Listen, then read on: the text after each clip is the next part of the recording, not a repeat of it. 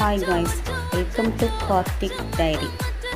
இன்றைக்கி நம்ம வீட்டில் என்ன ஆஃப்டர்நூன் லஞ்ச்னா வித்து சாம்பார், நெத்திலி கருவாடு தொக்கு, அதுக்கப்புறம் ரசம், மோர் மிளகாய், அப்பளம், கேரட் கீர்.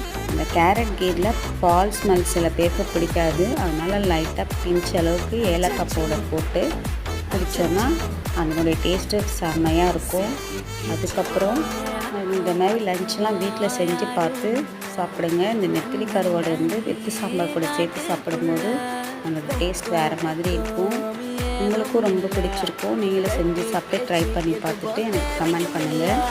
என்னுடைய சேனலுக்கு இது வரைக்கும் சப்ஸ்கிரைப் பண்ணி லைக் பண்ணி கமெண்ட் போட்ட எல்லா ஃப்ரெண்ட்ஸ்க்கும் ரொம்ப ரொம்ப ரொம்ப நன்றி.